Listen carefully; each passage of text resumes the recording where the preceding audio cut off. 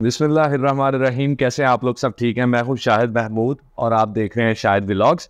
आज का जो हमारा टॉपिक है वो है कैनेडियन जॉब्स के मुतालिक कि कैसे हमने कैनेडियन जॉब्स की हंटिंग करनी है और उसके लिए अप्लाई कैसे करना है, कौन कौन सी वेबसाइट्स हैं, कैसे अपनी रिज्यूम और फॉर्मेट मतलब कवर लेटर वगैरह को आपने फॉर्मेट करना है। और सेकेंडली ये है कि हाईएस्ट पेइंग जॉब्स मैं बताऊंगा कैटेगरी वाइज एजुकेशन बैकग्राउंड के हिसाब से। तो जो भी मतलब fields of highest paying jobs हैं वो मैं आपके साथ क्लियर करूंगा यहाँ पे। एंड पे आपको ये बताऊंगा कि उसके बेनिफिट्स क्या क्या हैं।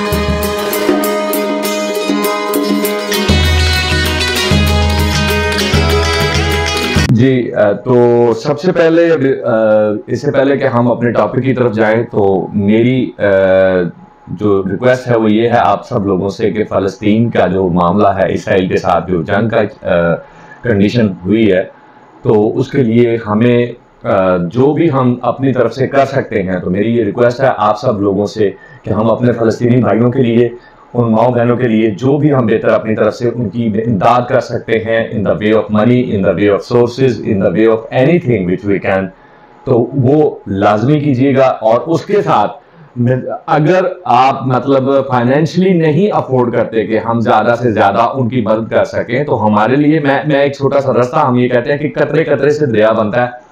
तो जो जितनी भी अपनी अर्निंग है उसका अगर 10% वो उनकी रास्ते में, उनके अल्लाह के रास्ते में उन बहनों भाइयों के लिए दे, तो वो लोग हमारी तरफ देख रहे हैं।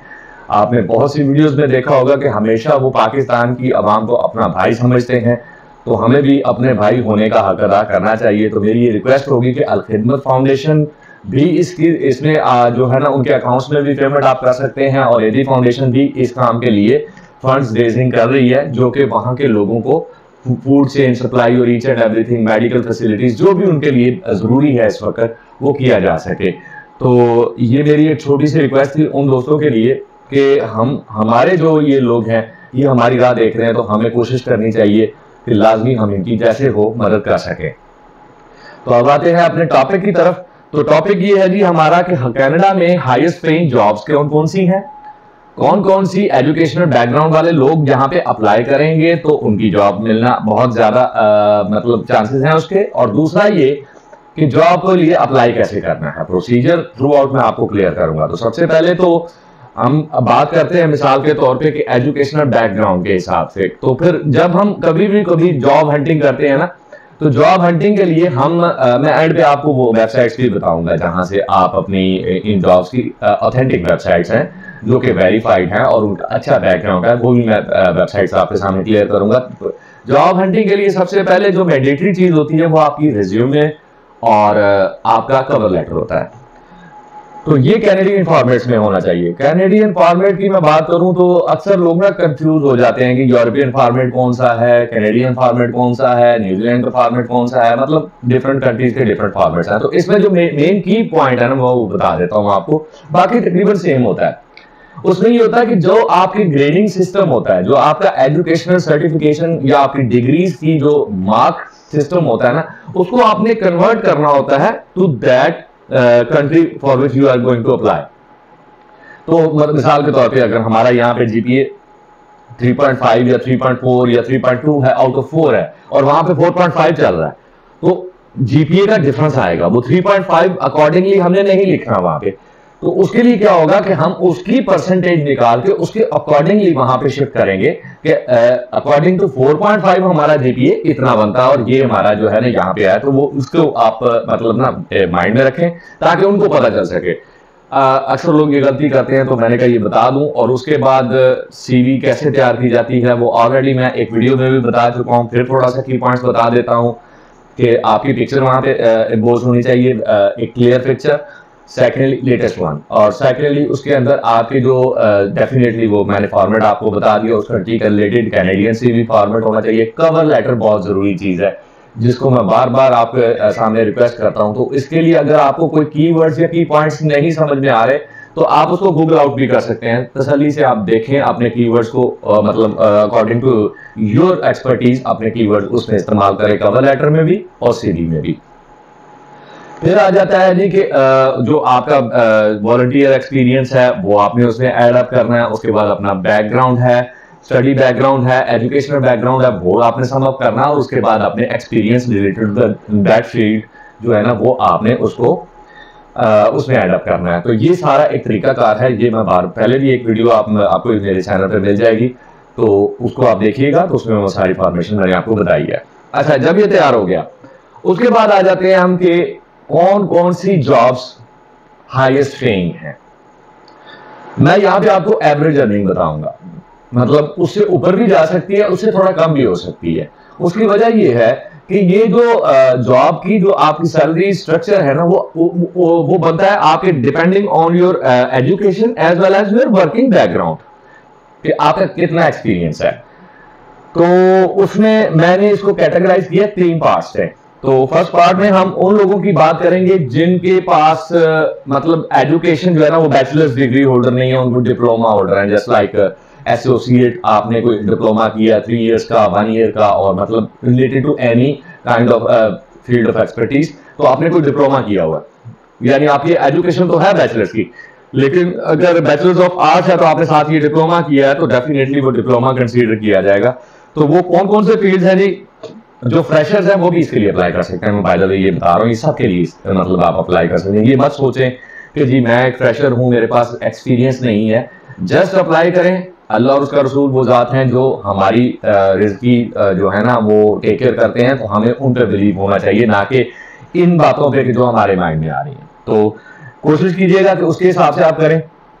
अच्छा, अब उसमें ये होता है कि डिप्लोमा कोर्सेज जो भी होते हैं ना, आपने जैसे मिसाल के तौर पे अगर डिप्लोमा होल्डर हैं आप, तो अपना वो डिप्लोमा इंफॉर्मेशन जो है ना वो बड़ी मैंडेटरी है, आपने अपनी रिज्यूम में वो मेंशन करनी है। मेंशन करने के बाद अप्लाई करेंगे। अप्लाई कौन सी हाईएस्ट पेइंग जॉब्स हैं, जो फील्ड्स हैं, वो मैं आपको बता देता हूं। Stationary and engineering sources and installation operators.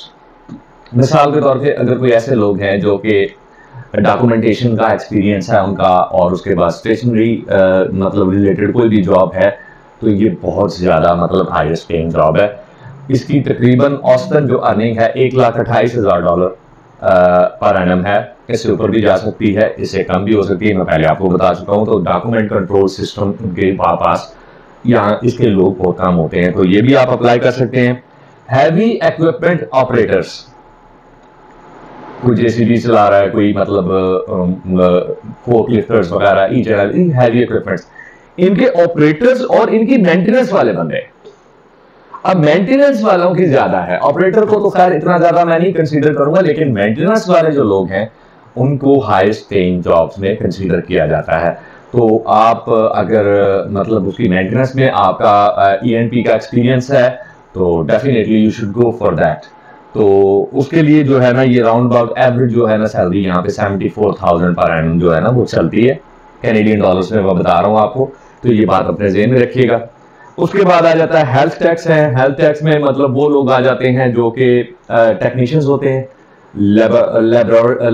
Lab assistants होते हैं। उसके बाद आप आ जाएं क्या नाम देते हैं वो उसको कह सकते हैं, मतलब एग्जैक्टली मुझे अब नहीं पता कि ये आपकी वो जो हेल्थ टेक्नीशियंस के रिलेटेड जॉब होती है, नर्सेज इसमें नहीं है, मैं पहले बता रहा हूँ, ये टेक्नीशियंस की बात कर रहा हूँ। तो इनकी जो है वो फील्ड ऑफ एक्सपर्टीज अगर है तो आपने उसमें डिप्लोमा किया तो अप्लाई करते हैं, तो उसमें कोई तकरीबन $69,000 की एवरेज अर्निंग आती है उसमें। और सेकेंडली आ जाता है फिर इलेक्ट्रीशियंस, इलेक्ट्रिक इक्विपमेंट इंस्टॉलर्स, और इलेक्ट्रिकल जो है ना वो सारी वो जितनी भी फैसिलिटीज आप करते हैं, इलेक्ट्रिकल इंजीनियर्स की बात नहीं कर रहा ये डिप्लोमा होल्डर्स। तो यहाँ पे इनकी जो एवरेज अर्निंग है 68,000 के हिसाब से मतलब औसतन इनकी चलती है। उसके बाद आ जाती है, इससे थोड़ा अपर ग्रेड पे चले जाएं। अपर ग्रेड में अगर आप जाते हैं मिसाल के तौर पे बैचलर्स डिग्री है, बैचलर्स में 3 फील्ड्स हैं, bachelors of arts, bachelors of science और बैचलर्स ऑफ इंजीनियरिंग। तो डिपेंड करता है कि आप मतलब किस फील्ड ऑफ एक्सपर्टीज में हैं। तो अगर आपकी बैचलर्स डिग्री है और 4 year bachelors degree definitely is just been considered as in Canada, तो 4 साल सॉरी 4 साल आपकी वो होनी चाहिए आपकी क्या कहते हैं एजुकेशन इन बैचलर्स। तो उसमें सबसे जो हाईएस्ट पेइंग जो फील्ड है वो है फार्मा का, फार्मास्यूटिकल्स का। फार्मास्यूटिकल्स की सर्विसेज में मतलब सारा कुछ आ जाता है। आपको भी पता है कि फार्मास्यूटिकल रिलेटेड जितने भी जॉब्स हैं उसमें आपको हाईएस्ट पे वहां पे जो है ना एवरेज चल रही है $109,000, $1,09,000 एवरेज है, औसतन है। आप इसको ये समझ सकते हैं कि ये इससे अबव भी जा सकती है, कम भी आ सकती है, मैं पहले भी बता चुका हूँ। सेकंड हमारे पास जो फील्ड है जिसकी हाईएस्ट पेइंग है इस फील्ड में वो है केमिकल्स की। केमिकल इंजीनियर्स और केमिकल जो भी हैं उससे रिलेटेड जितने भी फील्ड्स हैं आप समझ सकते हैं कि मैन्युफैक्चरिंग से लेकर डिस्पर्समेंट तक सारी चीजें जो है ना वो टेस्टिंग ईच एंड एवरीथिंग उसमें आ जाती है। तो अगर आपने बैचलर्स डिग्री इन केमिकल्स की हुई है तो डेफिनेटली आपकी जो है ना वो अर्निंग 91,000 कैनेडियन डॉलर्स आपकी अर्निंग होगी एवरेज। अदर इंजीनियरिंग डिपार्टमेंट्स है, मैकेनिकल है, सिविल है, इलेक्ट्रिकल है और मिसाल के तौर पर दूसरे automobile engineering each and everything. तो इसमें आईटी इंजीनियरिंग के हिसाब से तो यहाँ पे $89,000 की जो है ना उनकी एवरेज अर्निंग है। और उसके बाद आ जाता है नर्सिंग का, क्योंकि जो बैचलर्स अगर डिग्री है तो अगर आपने डॉक्टरेट नहीं किया तो डेफिनेटली मतलब आपका नर्सिंग फील्ड में है। तो इसकी जो नर्सिंग फील्ड में जो हाईएस्ट पेइंग जो एवरेज अर्निंग है ना वो $78,000 है। अब आ जाते हैं जनाब मास्टर्स डिग्री होल्डर्स। उनके लिए बड़ा अच्छा एक वो है कि ये मास्टर डिग्री होल्डर्स को ना ये मतलब मोस्टली लोग करते हैं हायर वो इस वजह से for the sake of their research work. और फिर उसके बाद आ जाता है कोई मतलब आपने कोई जो थीसिस है सबमिशन करनी है, वो सारी चीजें जो है ना इसमें आ जाती हैं। तो इस हिसाब से अगर उसको देखें तो मास्टर्स डिग्री की डेफिनेटली डिमांड ज्यादा है। लेकिन इसमें जो अर्निंग है उसमें ज्यादातर जो डिपार्टमेंट्स हैं जिसमें सबसे ज्यादा उनको जरूरत पड़ती है लोगों की वो है फाइनेंस डिपार्टमेंट की। फाइनेंशियल सर्विसेज में आप जानते हैं कि बैंकिंग सेक्टर आ गया, उसके बाद कंपनीज फाइनेंशियल जो है ना डिपार्टमेंट्स आ गए। तो फाइनेंस का बहुत स्कोप है, बहुत ज्यादा स्कोप है कनाडा के अंदर। तो इसमें जो एवरेज अर्निंग है वो 106,000 कैनेडियन डॉलर है, 1,06,000 एवरेज है। उसके बाद ये कम और ज्यादा भी हो सकती है। उसके बाद आ जाता है अकाउंटिंग, डेफिनेटली फाइनेंस के ही सब फील्ड है, आप समझ सकते हैं। तो ये अकाउंटिंग में भी इसकी जो एवरेज अर्निंग है वो 102,000 कैनेडियन डॉलर है। फिर आ जाता है बिजनेस, ई कॉमर्स और एडमिनिस्ट्रेशन। तो इसमें भी बहुत अच्छी मतलब स्कोप है। एडमिनिस्ट्रेशन डिपार्टमेंट में अगर आप हैं किसी भी फील्ड ऑफ क्या कहते हैं किसी भी कंपनी में अगर आप एडमिनिस्ट्रेशन डिपार्टमेंट में जाते हैं तो definitely you can apply for that. तो उसकी जो एवरेज अर्निंग है वो $1,02,000। ये थी वो सारी चीजें जहां पे मतलब मैंने ये बताया कि डिप्लोमा होल्डर्स, बैचलर्स और जो मास्टर्स डिग्री होल्डर्स हैं उनकी रिलेटेड कौन कौन से फील्ड ऑफ एक्सपर्टीज हैं। अनफॉर्चुनेटली यहाँ पे मुझे कोई आईटी का इतना अच्छा स्कोप नहीं मिला, तो मेरा फील्ड इसमें कोई खास मुझे नजर नहीं आया। लेकिन मैंने कहा जी जो लोग यहाँ पे अप्लाई कर सकते हैं तो वो उनके लिए बहुत बेहतर होगा। अच्छा, आ जाए इसमें कनाडा सीवी में ऑलरेडी आपको बता चुका हूँ उसकी फॉर्मेशन कैसे करनी है, उसको कैसे तैयार किया जाता है। अगर आपको किसी भी किस्म की कोई हर्डल आती है तो आप मुझसे कमेंट सेक्शन में पूछ सकते हैं। तो related to any technical issues, यहाँ पे बहुत से लोग हैं जो मुझसे ये सवाल पूछ रहे होते हैं जी कि मैंने वीजा अप्लाई किया है, वो कब तक उसका रिस्पॉन्स आएगा। तो मैं बार बार आपको बता चुका हूँ जो एवरेज टाइम पीरियड है तब तक आपको वेट करना चाहिए। सेकेंडली, जो आपका कंसल्टेंट है साथ आपके, वो आपको बेहतर गाइड कर सकता है because he knows what procedure he adopted for the sake of your application process. तो मैं इसको अगर अपने यहाँ पे मैं नहीं बता सकता, तो डेफिनेटली उन चीजों की मैं जो भी कमेंट्स होते हैं तो उनके मैं जवाब नहीं देता, क्योंकि इस तरह से तो बहुत मुश्किल हो जाएगा मेरे लिए कि मैं ना मतलब उन लोगों को रिप्लाई कर सकूं। खैर, बात कहीं और ना निकल जाए तो आपके लिए अब मैं बताता हूं कि कौन कौन सी वेबसाइट्स हैं जहां पे आप जॉब हंटिंग कर सकते हैं। और ऑथेंटिक वेबसाइट्स जो हैं वो कुछ तो वेल नोन है, ऑलरेडी मैं आपको बता चुका हूं। लेकिन as compare to as far as the Canada is concern, तो उसमें ये है कि जॉब बैंक के नाम से है, कनाडा की गवर्नमेंट की ऑफिशियल वेबसाइट है जॉब बैंक। उसके बाद लिंक्डइन है, इंडीड है, monster.ca है, और उसके बाद आ जाएं आप ziprecruiter.ca के नाम से है वेबसाइट, और फिर आ जाता है glassdoor.ca। तो ये वो वेबसाइट्स हैं जहां पे आपको इजीली जॉब्स हंटिंग भी कर सकते हैं और अप्लाई भी कर सकते हैं। आखिरी चीज मैं आपको बताना चाह रहा हूं कि ये जो सारी जो है ना एप्लीकेशंस, ये उन लोगों का प्रोसेस ज्यादा उनको प्रेफरेंस दी जाएगी जिनकी स्टडीज ऑलरेडी कनाडा में हुई हैं related to these job fields. लेकिन जो बंदे मतलब मिसाल के तौर पे ऐसे हैं जो आउट ऑफ कंट्री स्टडी उनकी हुई है, मतलब किसी और कंट्री से हैं, पाकिस्तान से, इंडिया से हैं या किसी ऐसे कंट्री से हैं, तो वो भी अप्लाई कर सकते हैं बट उनकी अपॉर्चुनिटी ज्यादा नहीं होगी। तो ये वो सारी इंफॉर्मेशन थी जो आज की वीडियो में आप लोगों के साथ शेयर करना चाहता था। अगली वीडियो तक के लिए इजाजत दीजिए। अपना और इस चैनल का ख्याल रखिएगा और चैनल को सब्सक्राइब जरूर किया करें। आपके कमेंट्स और आपके लाइक्स हमें बहुत ज्यादा हौसला देते हैं। तब तक के लिए अल्लाह हाफिज।